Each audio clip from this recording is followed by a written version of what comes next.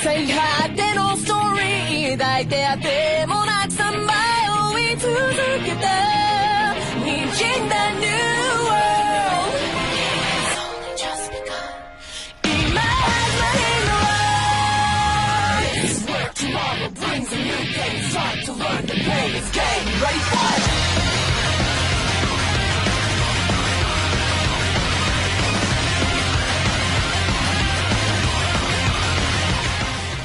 Welcome into episode 4 of the Geeks by Night Subbed and Dubbed Anime Book Club, the very first structured episode ever, where we actually might know what we're doing. You, once again, just like last week, you stood too far, and so your head was completely out of the camera as you did that. Look at my chin and neck, isn't it? Nope, it's just your boobies. Oh. Everyone can see your boobies. So that's Josh, my co-host here. And I am Courtney. Woo! Okay, so we really do have to get this intro down eventually. You know, if we do it enough times, if we fuck up enough, the fuck-ups become the norm, and then just fucking up is a good intro. At least that's how I see it. That's how I'm trying to make it, obviously. I apologize. It's okay. You'll learn eventually. Or maybe you won't. Who cares? No? Okay, so, episode 4. It's still been 4 weeks where we don't have an actual intro. And we would love to have an actual intro for this podcast. So if anybody out there listening knows anybody who is musically talented and wants to make us a 15, 20, 30-second intro, get in touch with us. You can reach us at contact@geeksbynight.com. Would love to do that, and we do pay. So it's a little bit of a little fee, but we pay. But for now, we're going to stick with using songs from the anime that we're watching right now. So obviously you just heard the intro to, or part of the intro to, Btooom, which is the anime that we're going to be talking about for today's book club episode, which is an awesome fucking song. And so like when I was making the intro for it, all I do is put the song up there and slap a photo on it for this, and I was just sitting there like, yeah, this is fucking awesome. Oh my god, I love this song. It's so cool. So is there a fly in your room? Yes. I just saw it fly by you. It was really big. Oh, this is gonna be bad. This is gonna be bad. It's gonna attack you. Okay. So let's get through the rest of the stuff. If you want to follow us anywhere, we have all of the links and everywhere this video is posted, everywhere this podcast is posted, the audio version and the video. So you can follow us on Facebook, Twitter, Tumblr, and then also Twitch and everywhere that the podcast goes, which is now up on YouTube, iTunes, Stitcher, TuneIn, Podbean, and we have an RSS feed. So you can listen to this podcast anywhere you want. And good news, if you subscribe or follow any of those, you also get the Geeks by Night Gamescast. So you get both podcasts on the same feed, which is really cool. Other than that, the schedule for what we're doing for the next month is we are watching Btooom and talking about it every week. So this week we're going to be talking about episodes 1 through 3. Next week we're going to be talking about episodes 4 through 6, and then 7 through 9, and then 10 through 12. And that'll wrap up Btooom. And after that, we will announce the next anime that we'll be watching. But we had a really cool idea last week after we finished up the podcast. What we want to do is, along with doing or watching the big anime each week, we wanted to watch an anime short as well. And we talked about briefly finding one and then watching through everything that's already out of it so far, and then watching it week by week. And so what we're going to do is we picked one, which is called what, Josh? Wakakozake? I have no idea how to pronounce that. Wakakozake something. What is it about? It is about eating food. That is it. How it long is about eating food. How long are the episodes? 2 minutes. They're 2-minute long episodes. About 2 minutes about eating food. And where can people find it? You can find it on Crunchyroll. Crunchyroll. Okay. So what we're going to do for the coming weeks is we're going to do exactly like we're doing with Btooom, and we'll watch 3 episodes a week. And we'll briefly talk about it before we get into Btooom, or if it continues past watching Btooom, will be the next anime and stuff. So we'll start out with the short anime discussion and then move into the bigger anime discussion afterwards. But we figured it'd be fun because episodes are only 2 minutes long, so it's not a whole lot you have to do. They're normally really funny or really weird, and so it'll just be some silly conversation that we'll get to have talking about the wild episodes that were on that week. Other than that, what have you been watching? Well, I've been a little bit behind on my anime watching. I didn't keep up on my Durarara, didn't keep up on my Gintama, but I did start a little bit of Fate Stay Night, which I've never seen before. And so far, that seems pretty cool. You liking it so far? How far did you get? I am liking it. 3 or 4 episodes, like I said. Didn't do a whole lot of anime watching this week, but I got some in. I gotcha. Been watching a little more. What was I watching previously? I finished Eureka 7 AO over the weekend, and then I started Steins Gate, which I've already seen in the past, but I didn't remember how it ends. I remember the premise of it, I remember what they're doing, but I didn't remember the direction the show went. And so when I dove back into it, I was completely absorbed in it. And you can ask Josh. I was messaging him every night about it. I was like, oh my god, I'm so addicted to this. I'm watching an episode or 2 before I go to work. I'm watching an episode on lunch break. I'm watching 3 or 4 episodes before I go to bed every night. And so I flew through Steins Gate this week. Absolutely love that show. Finished it up, when was it? 2 nights ago? Thursday night, I believe. And then I started Fate Stay Night again. I've seen that show 5 times. But since Josh had started watching it, I was like, you know what? I might as well start watching it again too, so that I can be refreshed on it. And if he brings up anything, I can know what I'm talking about again. And so I've watched probably the first 5 or 6 episodes of Fate Stay Night now. and oh my god, I love it. It gets so you're still on the really slow part. Nothing's really happened yet. And once you get a little bit more into it, things start speeding up, and relationships you start to see them clearly. You start to figure out who the legendary heroes are and stuff, and it becomes really, really good. So that'll be really cool. Can't wait for you to get up to that. Someday I'll catch up. Shock Flare's in the Twitch chat, twitch.tv/geeksbynight, telling us all kinds of punny jokes. yeah, I did that. Okay, so without further ado, let's get into the anime news section, which we still don't have bumpers for this podcast either. We're going to have to do that eventually, too. I don't know how to do that, because for our video game podcast, it's super easy to come up with video game noises and sound effects. Mm-hmm. But how do you come up with anime noises and sound effects? Senpai! Ah! Or yeah, everybody grunts when anything happens, I'm running, so I have to make really, really loud noises. I've heard voice actors talk about how they always have to come up with all those noises, and it's so annoying to do that or whatever, to record that. I would imagine so. Anyways, news story numero uno.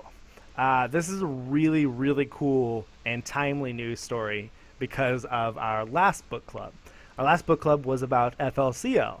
Just so happens that last week, Production IG acquired FLCL rights for ventures such as an anime remake. Ooh. I am so excited about this. Production IG announced that they are going to look into an anime remake and other ventures. They haven't really revealed any details about it. The details are probably going to be coming up, but it's been now 15 years since FLCL was produced and released. It was released in 2000, so it'll be interesting to see what they do, if they decide to go the same route with a 6-episode anime, or make it longer, like a 12-episode anime, or make it into a movie remake, kind of like Evangelion. Now I've got to fly. What the fuck? Man. He went through the camera, Yeah. Through 4 states away. Yeah, flies. What's really interesting and good about this thing is that production IG actually worked on the first one. So if they do make a new one, it won't be that far off in any of the really good ways that Fooly Cooley had. Yeah, they co-produced it with Gynex, and they purchased the rights. They acquired the rights from Gynex, so now they have sole possession of it. I'm really, on one hand, super excited about it because we'll get to see it come back into the limelight. It'll get popular again. At the same time, you could really mess it up, you know? And it's like, hopefully they don't mess it up. You wouldn't think they would since they were involved with the original project. Yeah, exactly. And then, you never know. One of my comments about FLCL last week was that I thought some of the animation was lazy and super, like they didn't put a lot of work into some of them. Like, some of the backgrounds were just completely just white. And, like, you know, character walking on the ground or walking along the grass or whatever, and it was just white background. Like, there's just no detail back behind them, just nothing put there. And it was really, really weird. And it's like walls were just completely one color, no texture put into it, no anything. I don't know. So it'll be cool to see if they can update that stuff. Yeah, it's hard to know, though, whether that was as much laziness or just them continuing the whole, this is weird, none of this will make sense. Yeah. Make it as strange as possible thing. It could have been an art style. It could have been what they chose to go art-wise. But I don't know. Being that it was 2000, that kind of makes me feel like they just didn't do it. I don't know why. Yeah. But, so I'm excited. We'll see where that goes. Really cool that they're going to do it. And depending on when it comes out, maybe we'll have to do another book club for it. All right, story number 2. Story number 2. This weekend, Labor Day weekend, if you sign up for a free 30 days of Crunchyroll Premium, you can also get a free Loot Crate. What? Just this weekend, both free. Then you just cancel your subscription when it's all over. You pay nothing. You get 30 days of Crunchyroll and 1 free Loot Crate. I mean, how can you say no to that? I can't. Neither can I. I'm going to do it. It's as simple as that. I am so excited about this. Like, I've always wanted to try out Loot Crate, and I've always wanted to get a subscription to Crunchyroll. So yeah, I'll try this out. I just really hope that the crate has some anime stuff. Yeah, that's nice. We're gonna end up getting like the DC Comics villains Loot Crate or something, and it's gonna have nothing to do with it. God damn it. It's like, here, let me bring this on the show. I haven't opened it yet. This is not anime. This is not anime. Joker? Okay. Crunchy Crate from Shock Flare in the chat. Crunchy Crate! I like it. I like it a lot. Super excited about this. We should go ahead and... I know there's only one person in the chat right now, so... that link that won't pop up, right? Oh, it popped up for me. Oh, it did? Really? Yeah. Oh, when I tried it, it just popped up to a 14-day free trial. Oh, wait. Yeah, that's what popped up for me. Yeah. Never mind. You gotta go to the Crunchyroll main page, and on their main little section there, that scrolls through different stories, you'll find it in there. Oh. And it's only until the 7th, so do it quickly. So you have until Monday. Yeah. Cool. Offer ends Monday. Free Crunchyroll Premium and Loot Crate. What do you know? There it is. First thing on there. It's actually, it's the first tab. That's cool. All right. So that's it for the news. Really short, really quick. Like we said last week, if you have any news you want to contribute to the podcast, send it to us. Contact at geeksbynight.com. We'll talk about whatever news you can find. Those just happen to be 2 news stories that Josh stumbled upon. Awesome news. Awesome. All right. So let's move into the book club discussion for Btooom, episodes 1 through 3. Now, I'm not sure if everybody who listens to this or watches us has been watching or watched the first 3 episodes with us like we did. So I wanted to set up the basic premise of the show for anybody who may be on the fence, who may be considering watching it, which you can on Crunchyroll and Hulu, or just Crunchyroll? And Hulu. And Hulu, okay. The premise is that there's a boy who is in the top 10 in the world at a video game called Btooom, which is a basically like Call of Duty, except for you don't have guns, you only have bombs, and you have like 8 bombs per person or something like that. Or, yes. Okay. And there's different kinds of bombs. So like there's a timer bomb, there's a contact bomb, there's gas bombs, there's all kinds of different bombs you can have. And it's a team-based game. But it's like set up like Call of Duty. So this kid is playing this. He's awesome at it. He doesn't have a job. He's 22. His mom wants to get him out of the house, wants to get him a job. He hates that. He only wants to work for the video game company who makes Btooom. And all of a sudden he wakes up and he's on an island stuck in a tree, hanging by a parachute.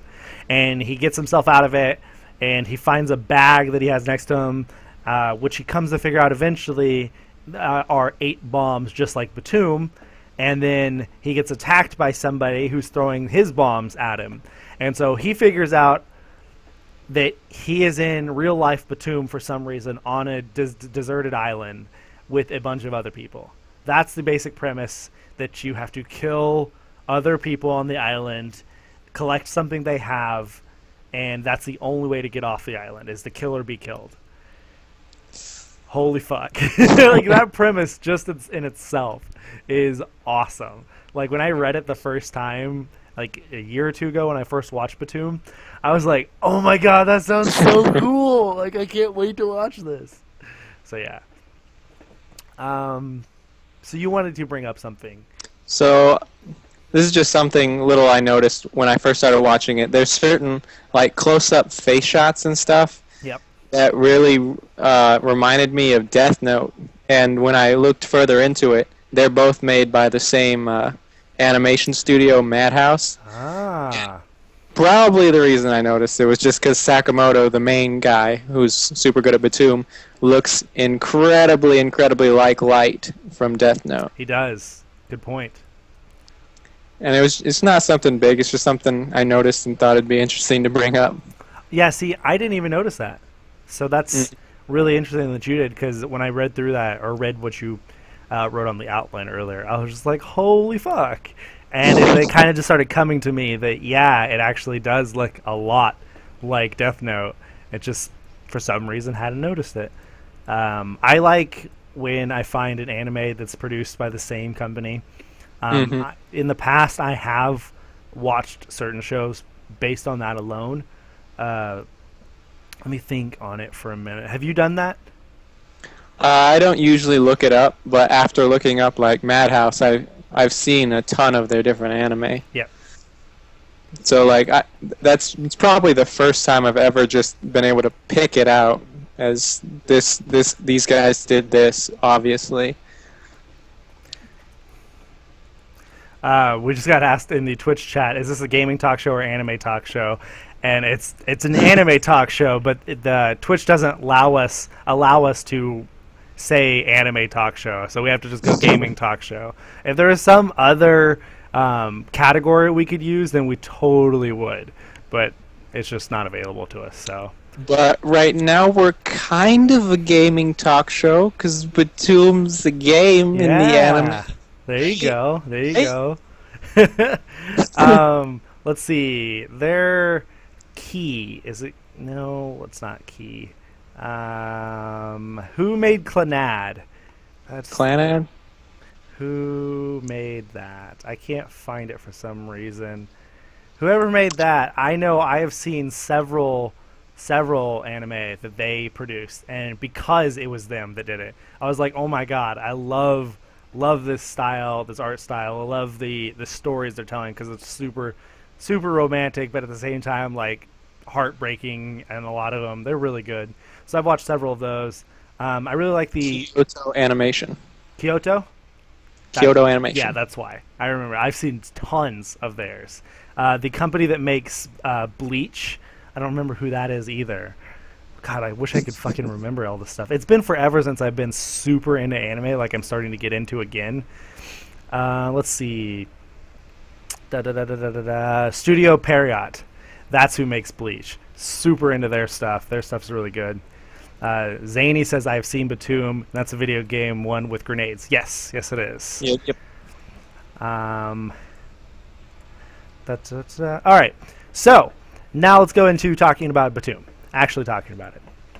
Actually. After that part. So there's episode-by-episode talk, and then we have several questions we're going to talk about in a little bit, and we're going to go through our favorite moment of the week and our favorite character of the week, things like that.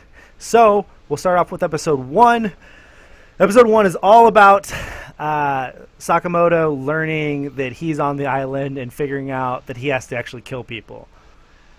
The one thing that really stood out to me about this episode, Josh, is he got fucking so lucky. Like, that guy who was trying to kill him threw like 6 of his bombs at him and barely fucking missed him every time, and it blew up in his face and just made him fly backwards so many different times. Yeah, I wondered a couple of times, you know, how these bombs, like, how small is their impact radius? Right? Because, like, they land, like, 4 or 5 feet from him, but some of the other ones don't have to be very far, right? Or can be a long ways and can blow up people. Yeah. Like the mine in episode 3. Like, that was no closer or further than any of the episode 1 bombs were, and it destroyed that chick, you know? Yeah. Also, like, when he throws the bomb at the first bomb that he actually throws at the guy, like, the first time it counted down, and the countdown is what scared him to throw the bomb away. How did that not click? I know. Fast? That annoyed the fuck out of me, that he didn't realize that he had a timer bomb. Like, it took him 3 bomb attempts to figure that out. It's just like, what the hell? Like, the first one he just threw it, he's like, oh, it's a dud. Second one, he actually clicked the bomb and then threw it, and he thought it was a dud, and then eventually the time ran out and it blew up. And I'm just like, dude, you guys are annoying. Like, I mean, I guess maybe it's the pressure of the moment. Yeah, that's the only excuse I could give him. You know, he knows Btooom. He knows how bombs work. He actually is using, I think, a timer bomb in the first episode in the game. Yep. So you would think of all the people there, he would understand that immediately. It took him far too long to catch on to what was going on, in my opinion. I feel like he should have been way more receptive to everything around him. But this next part we're going to talk about is actually part of Josh's favorite moment. So we'll go ahead and, Josh, what was your favorite moment of this week? My favorite moment of this week was episode 1. This guy's chasing him down, he's throwing bombs at him. Ryota's talking to himself, trying to fight through this, figure out what's going on, and he finally realizes that it's kill or be killed. He has to do this. Yep. So he finally runs off a cliff, leaves a trap bomb behind, kills the guy, and then the body falls into the water behind him, and it catches up to him. Like, sure, he in the moment, he, you know, resigned himself. I have to kill this person. But after it's done, he doesn't know how to live with it. He gets up, he throws up, he tries to convince himself that it's okay, it's self-defense, but it's not really helping. And I think what's great about this show is that it actually covers these kind of psychological things that you would go through. Originally, before we decided to watch the show, Josh had told me several times that his favorite kind of anime were the psychological thriller, the dark ones, and I was like, Btooom is absolutely up your alley. Like, it is all about that. It's all about coming to terms with killing people and how to get off the island and stuff. And it's like Sword Art Online in the sense that you realize you're killing people, but it takes it way further, to the dark side of it. And yeah, that was actually going to be my favorite moment of the week too. And I saw you wrote that down, and I was like, you know what, never mind. I'll go with something else because there were some really good moments.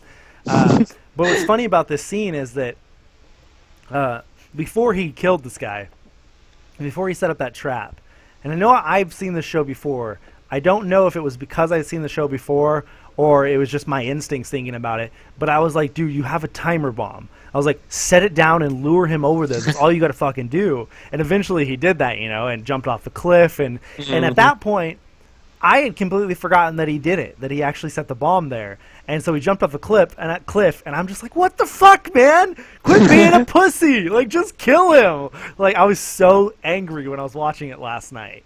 And then, obviously, bomb blows up, kills the guy. And I was like, oh, thank God he actually did it. Thank God. Oh, yeah, so I remember when I was thinking about it. I was thinking about it when they were both on that cliff where they turned around the edge of the cliff. They were on different sides. I was like, dude, just lay one there, just count down the timer, lead him over there, and run. And by the time he turns the corner, it'll be there and blow him up off the cliff. But eventually he did that later. But, yeah, and then Sakamoto pukes after he sees the guy's head float past him and blood everywhere. And thinking about if I was there, yeah, I would have fucking hurled too. That would just be disgusting seeing that. Do you have any other notes about episode 1? Nothing particular to note. Those were the best, most descriptive parts of how they set the whole thing up. One thing I noted at the very end was that the ending theme to the show is completely opposite of how the beginning is. The beginning is super intense, fast-paced, energized, and the ending is really slow and relaxed and kind of sad. And it's just like, what the fuck? Like, you would think this does not fit. Yeah, I was like, why is this the ending? I don't get it. But one more thing worth noting about episode 1 is that at this point in the show, Sakamoto has no idea why he's on the island. Has no idea what's going on. He doesn't remember how he got there whatsoever yet. And he won't for 2 episodes until episode 3. That's when he finally figures out what's kind of going on. And even then, still doesn't. But so, moving on to episode 2. Episode 2 is all about this chick with huge boobs. Don't know why they had to make her with huge tits. Like, that's just one of the most annoying things about anime. It's like, you don't have to make them all have tits with each boob is bigger than their head. Like, what the fuck? So anyways, about this chick who's on the island also, and she has bombs as well. She doesn't know why she's there, but it's showing flashbacks which alludes to the reason why she's there. To when she's in high school with her friends, her 3 friends, they hear about this rumor where you can give this name to this company. They will get rid of that person and give you like 100,000 yen. They kind of mess around with, oh, should we do it? Nah, whatever. And then she ends up leading her friends to this band who lives in her apartment building. They're going to go party with this band or something. She ends up saying, hey, I'll catch up with you guys. I got to go to my apartment first. So by the time she shows up at the party, all the girls are laying on the ground, clothes ripped off, beat up and stuff, and the guys are all half naked, like, oh yeah, you know, and then the lead singer comes up behind her and is like, don't say anything, and she freaks out, punches him, kicks him, eventually escapes, runs away, and leaves her friends there. They call the cops on him. They go to jail. Her friends all move away. Eventually, her best friend shows back up and tells her she hates her. She wants her to disappear. So kind of alludes that maybe her best friend turned her into that company originally, but it doesn't come out and actually say that. So it's basically she's there because she's a shitty friend. That's more or less what it is. Not that it's really her fault, but no, she had no idea that the band was going to be fucking creepy like that. Had absolutely no idea. It just turned out that way. So what I was going to ask you is, if this happened to you, if your friend brought you over to some girl band and you were like totally into the girl band and the girl band fucking raped you and beat you up, would you hate your friend too?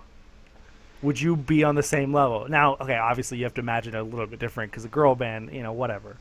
But imagine you're going somewhere with a friend that you were super excited about. They ended up lagging behind a little bit, and it ended up going really, really, really badly.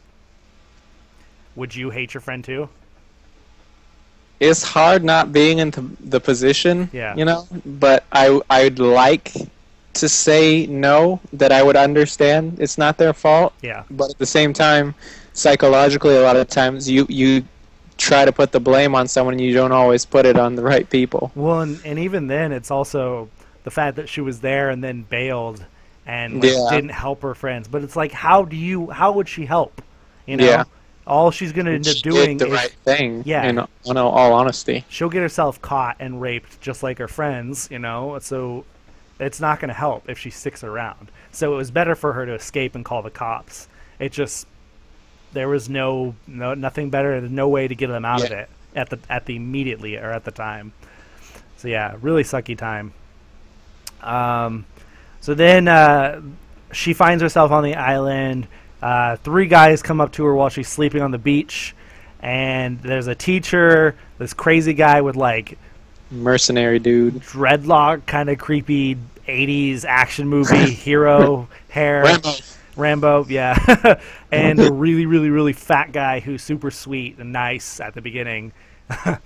What? Foreshadowing? What? The mercenary guy kills the teacher, slits his throat because the teacher's trying to do everything right. He's like, hey, you know, you guys are eating the food really fastly. We should ration this. And the mercenary guy has had enough, slits his throat. Kills him right then and there. So you have a note here about that.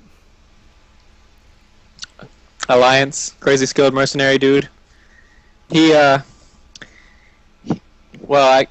guess the part that I was thinking of is after he kills the teacher dude, they're all sleeping. Fat guy wakes Himiko up. Himiko's the girl. I don't know if we said that name. We didn't. Okay. They run away to try and escape from him. Then he's tracking them through the woods, the jungle, deep jungle. They had to have at least gotten a good, 100 meters or so on him. He's tracking them. No radar pings. They have a radar in their hand to be able to find other players, but he's just tracking them on his own. Like, that dude is crazy. He's very, very skilled at whatever he's doing, whatever he did in the past. He doesn't even need bombs. He's like, I got my knife. Yeah, when he shows up there in front of them, and he's like, why were you guys running? What were you doing? And he's like, oh, how did you find us? Was it the radar? And he's like, radar? What radar? And the fat guy's like, oh shit, he doesn't know. Like, oh god, I think I just fucked us. Oh, that was funny as fuck. But yeah, so eventually they escape. They escape the mercenary guy who's now after them. It's just the fat guy and Himiko, and the fat guy goes fucking crazy on her and tries to rape her, and she decides, nope, not having that shit, pulls out her bomb and is going to commit suicide and kill him with her rather than be raped. And he realizes that she's about to kill herself and he's about to die. He gets up, freaks the fuck out, and starts running. And then by the time she realizes that he's running, she's like, what the fuck? I am not going to die alone. And so she chucks the bomb at him and fucking blows up right next to him, knocks him out. Does it kill him? No, it knocks him off into the water, so we don't know if he's dead yet. Yeah. He gets knocked off a cliff into some water. So she escapes. Yeah.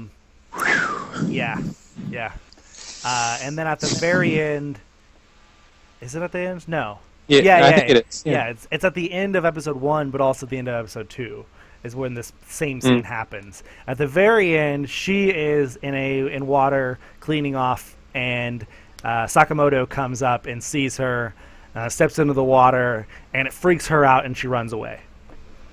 So, which by now we've also learned that those two were married in Btooom, married online. They don't know who they are in real life, each other. They don't know who each other are in real life, so they don't recognize each other.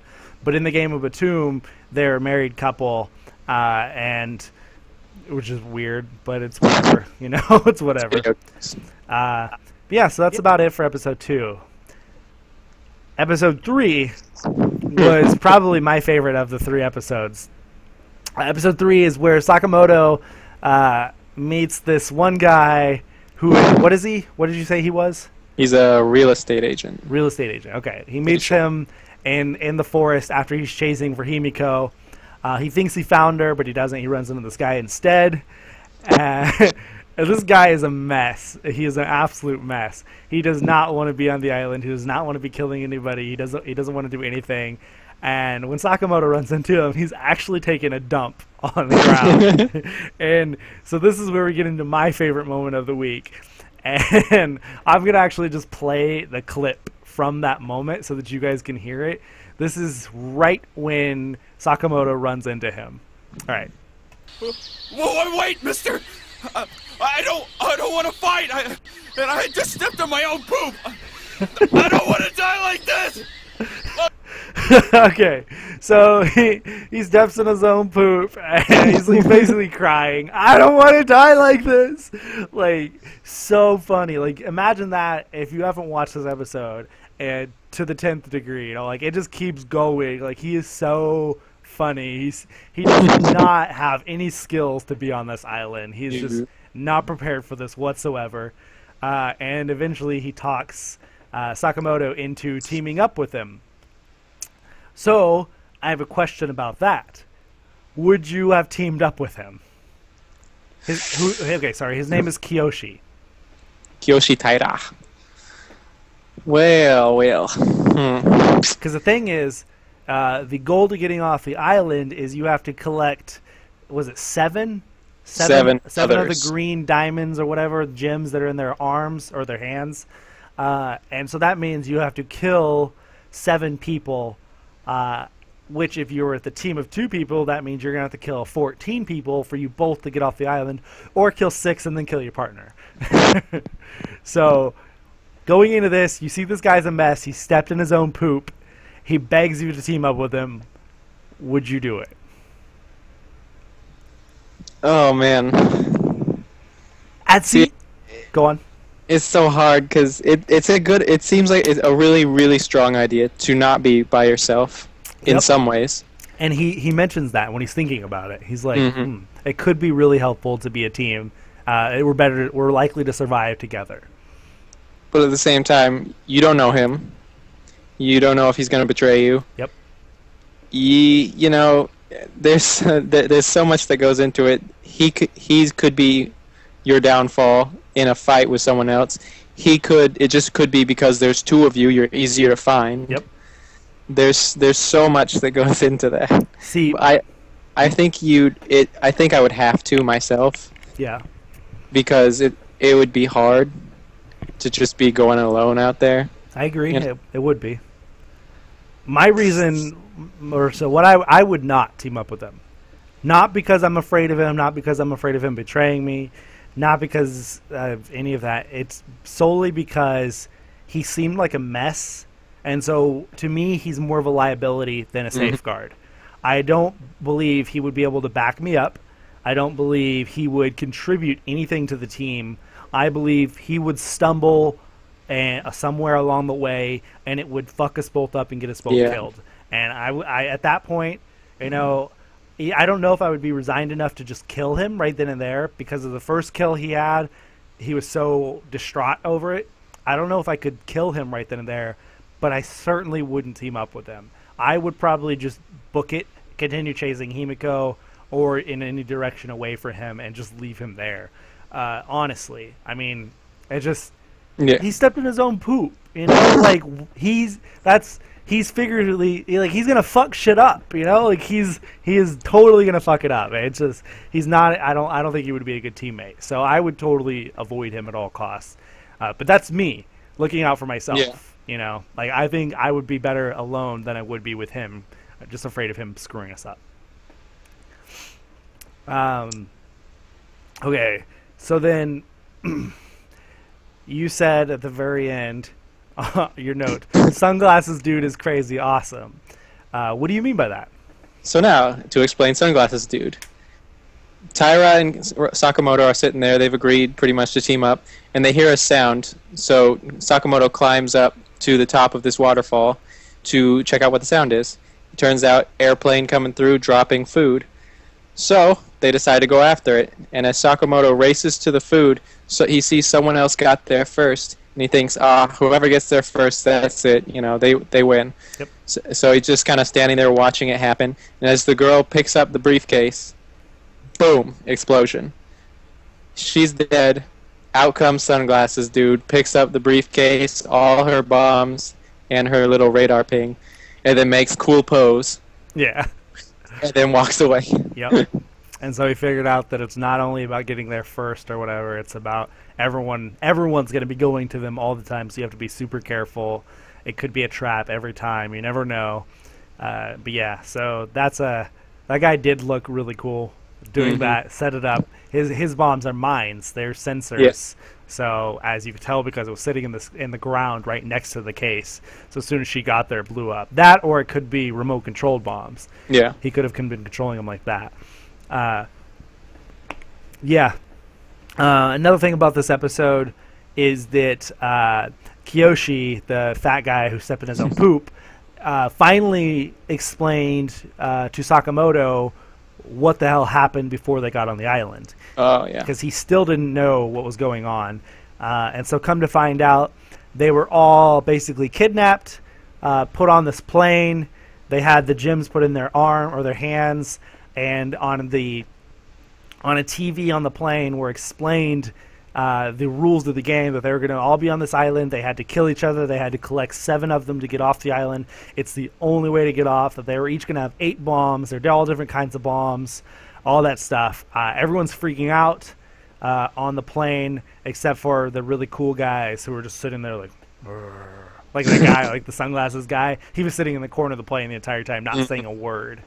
Come to find out, Sakamoto apparently recognized the guy on the TV, according to Kiyoshi, and started yelling at him. And so they high-energy tasered him in the fucking head, and it wiped his memory, which is why he doesn't remember what the hell happened. So he was tased. Eventually, they're told to jump out of the plane, land on the island. A lot of people don't want to, so they tase people and throw them off, or they just push them all off, and eventually grab Sakamoto and just launch him out of the plane, and he lands on the island. So yeah, still don't know why they're all on the island, but at least he knows now what happened, how he got there. So hopefully we'll figure out more about all that in the coming episodes. But yeah, so we have some questions here that we came up with throughout the week that we were talking or thinking about discussing for the podcast. So one of the questions I had on here is, if Btooom was a real video game, would you like to play it? Are there any changes you would like to make to it if it was? I think it would be fucking fun. Yeah. I think it's just like Call of Duty, except for bombs. Like, can you imagine that kind of first-person control over yourself where you can run, dive, go prone, all that stuff, but you have a set of 8 bombs, and you're strategically trying to kill another team of 4. Like, that would be fucking rad. Yeah, the biggest difference between it and Call of Duty would be how much strategy would really go into that. Oh, yeah. Because you can't just spray and pray. That does not work with bombs. You only have 8 bombs.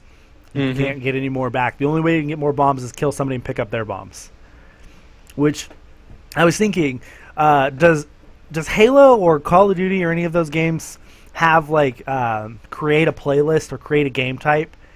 Can you imagine that? Like, create a game type where everybody has, like, 10% health, so a bomb will absolutely kill them, and have them only be equipped with grenades. Oh, that would be awesome. We should totally fucking do that. I think Black Ops, you could do stuff like that. I think in one of the Halos you could, too. Yeah. I think Halo 4 might have had that. I never played Halo, but I heard. Whenever you eventually get an Xbox, we'll have to do that. But yeah, I would absolutely love to play a game like this. They should totally make it. The one change I think I would make is 7 kills is not very many. So I would probably want that to be higher per match, because that'd be really quick, I would imagine. Is that the only, or is that how many you have to do for the actual game too? I think so. I think that's what was being said. It'd probably be like 8. You would assume you have to wipe out their entire team 8. twice. Yeah. Because it's teams of 4. Each person gets 2 lives, something like that. Regardless. Yeah, That'd be fucking cool. I would love to play a game like that. Sounds awesome. Me too. Okay, another question. What would you do if you found yourself in the situation where you're on the island? Are you the type of person who's just going to say, fuck it, blow themselves up?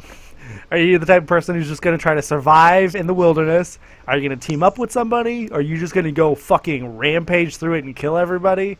What are you going to do? Okay, so... oh, man. It's your only way off the island. Survive.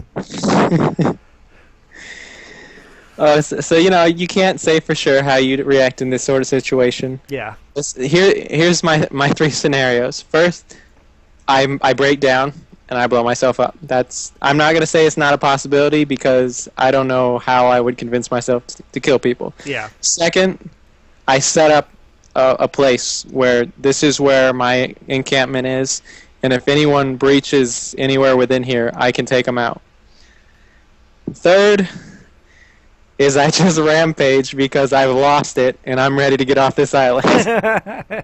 Yeah, after you waited so long, you just completely lose it. Like I'm almost certain that those would be the 3 possibilities if I was actually in that situation. But like I said, I don't know which one would end up being me. My reaction to being on this island, to being put in this situation is, I would assume, is a lot like the way I go about any other game or any other thing like this. Is I would survey everything. I would stay as hidden as possible. I would be the camper, you know, like I would be that person. And probably my strategy, if I found out what the actual goal was. So, like, he doesn't know until episode 3 what the goal is. At this point at the beginning, he has no idea what he's supposed to do. He just thinks he's on an island with psychopaths and bombs. So, like, if I actually found out the goal of the game, I think my strategy would be to lay low, stay out of sight until the end. Mm-hmm. And at the end, only have to kill one person, get all the gems, escape. I think that would probably be my way out, because I don't think I could go through killing all those people. I don't think I could do it. I think I would have to do it either once or twice and get a group of them at the same time. That's probably the only way I could do it.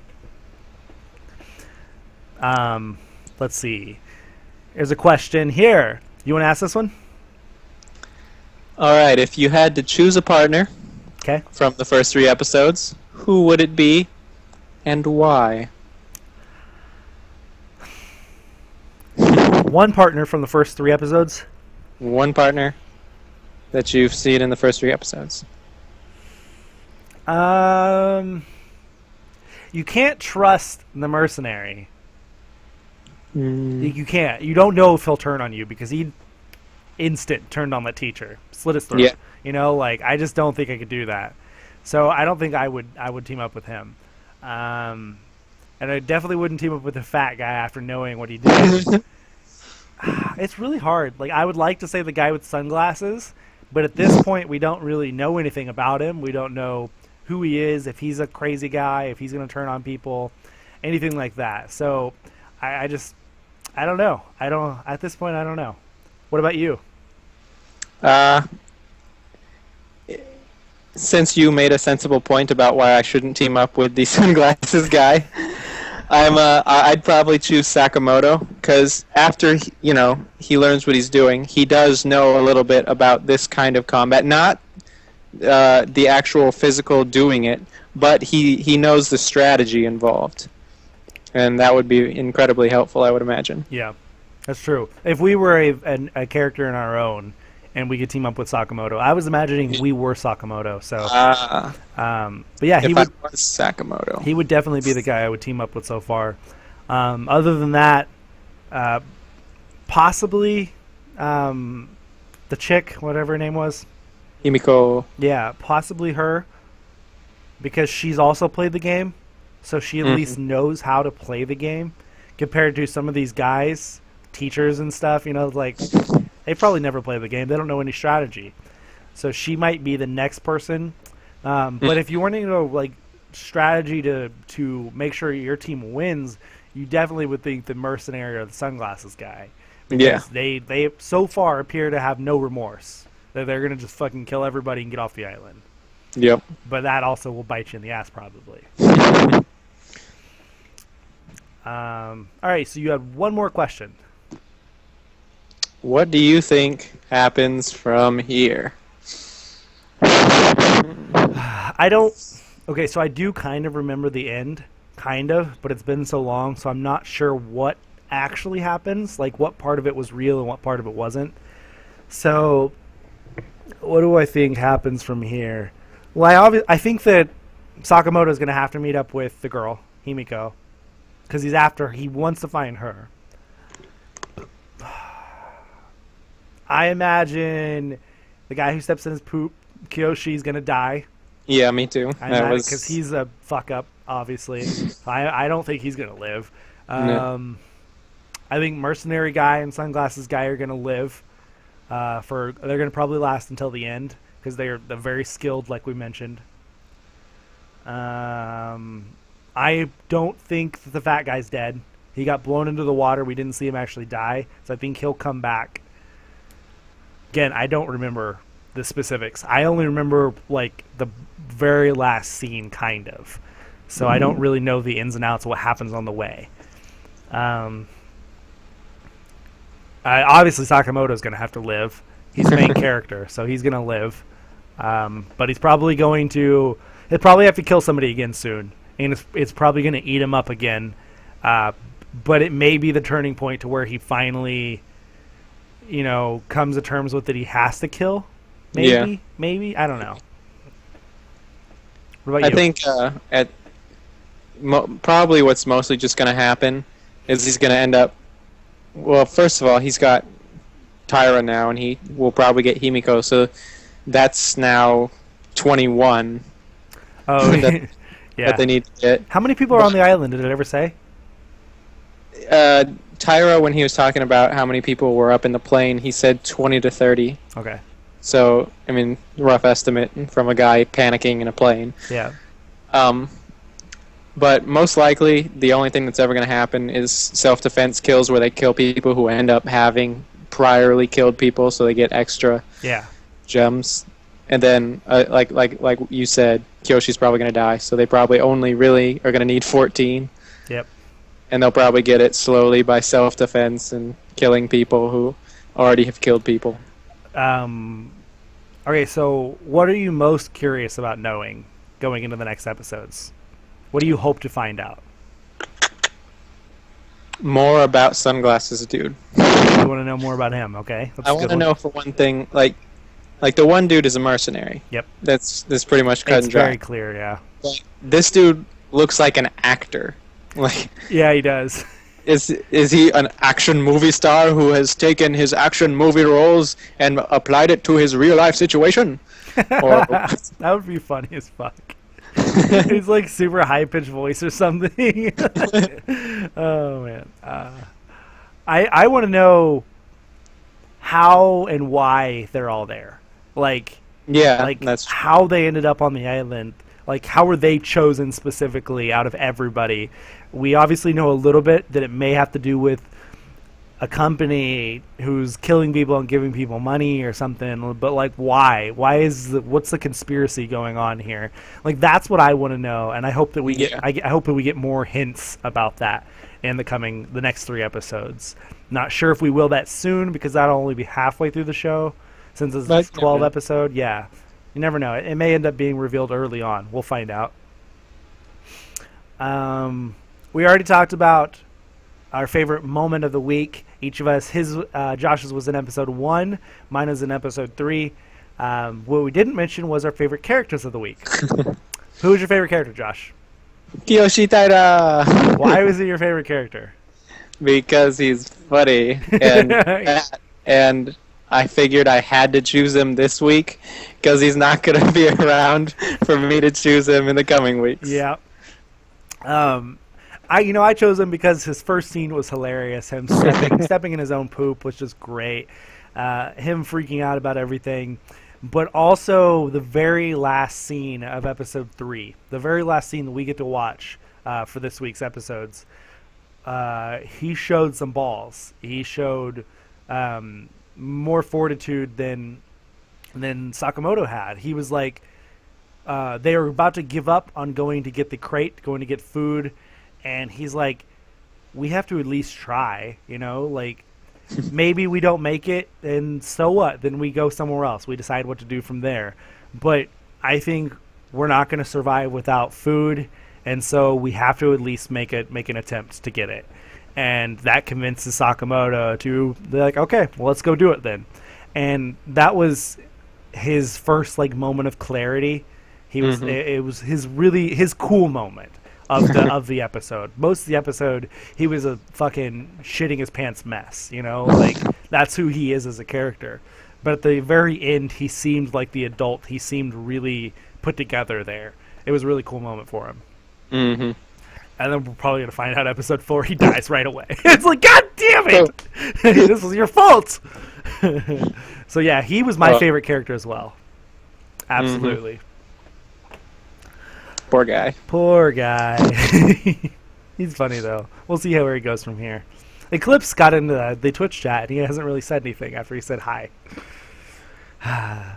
We don't have any questions submitted through our email this week. So if you have any questions you want us to answer on next week's podcast, or any topics to talk about, or any news stories you want us to talk about, you can email us at contact@geeksbynight.com. Super easy. We love hearing from everybody. We love having questions. Hopefully we'll get some. We have one more segment before we wrap up the podcast. And this week's Geeks by Night threesome. What is it, Josh? 3 anime girls who scare you almost as much as Ronda Rousey.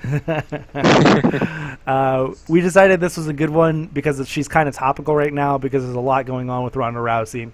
First of all, everybody's been talking a lot about how she's a huge anime nerd. Second of all, she's been challenging what's his face? Mayweather? Yeah. Floyd Mayweather.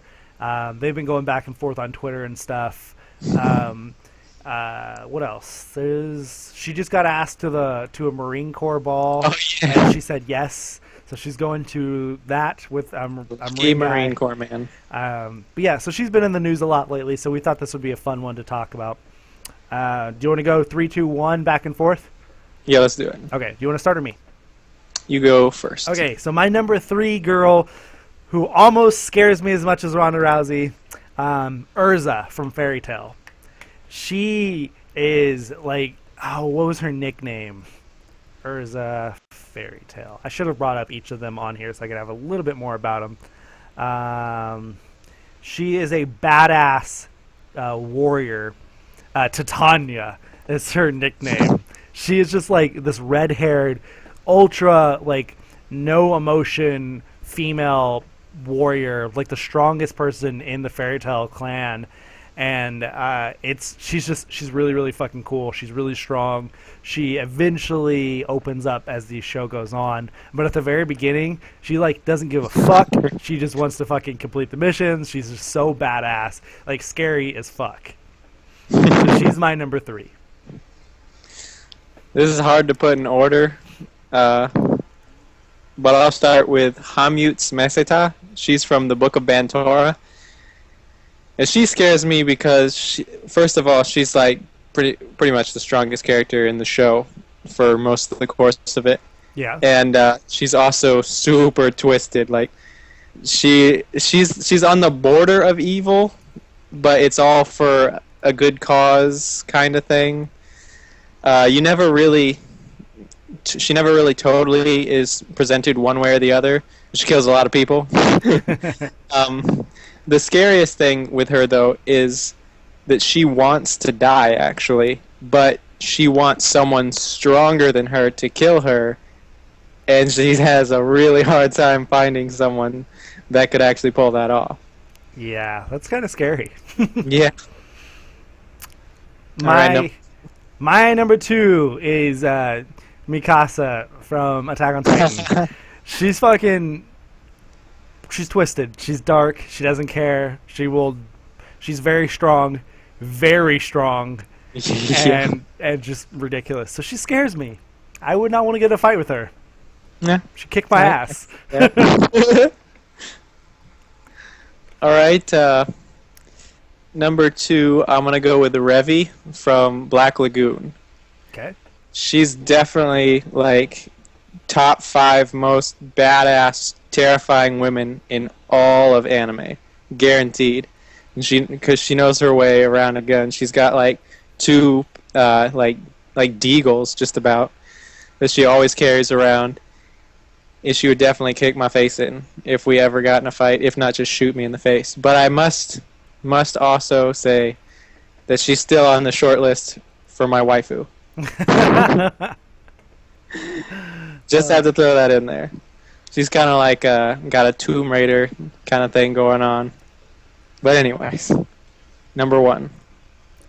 My number 1 is Lucy from Elfin Lied.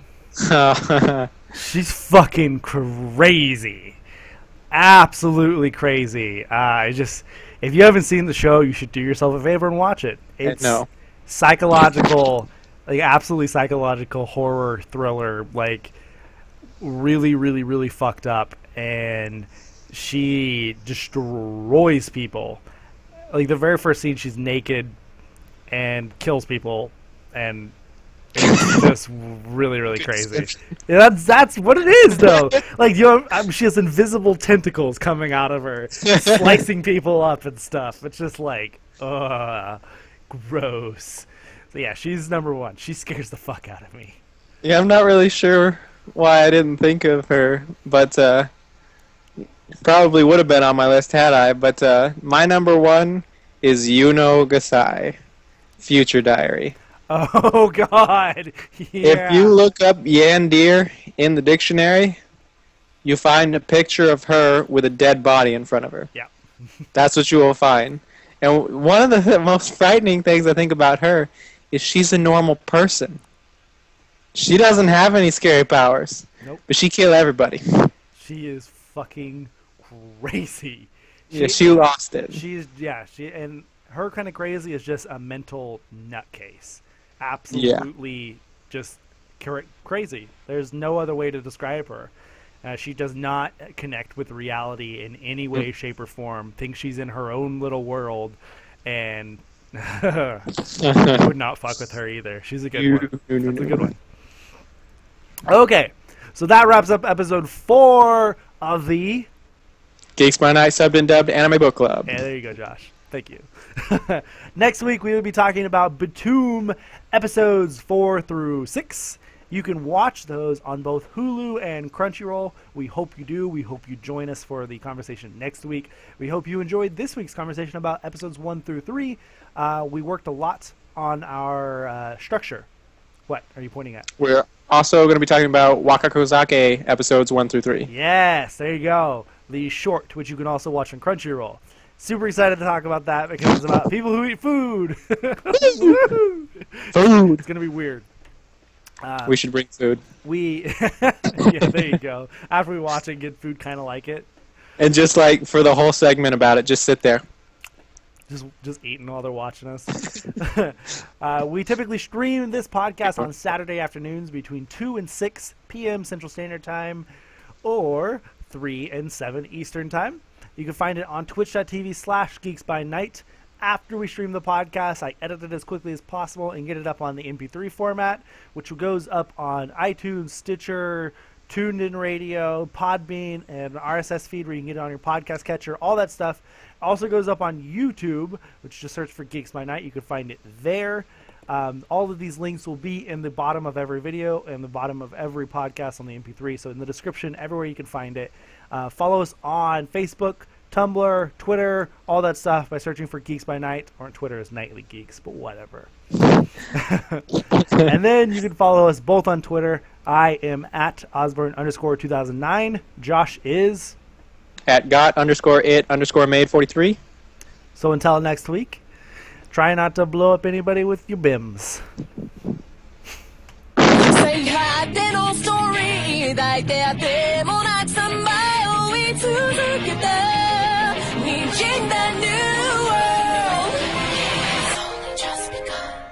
今始まりの It's work tomorrow brings a new day. It's time to learn the pain. It's game. Ready for it?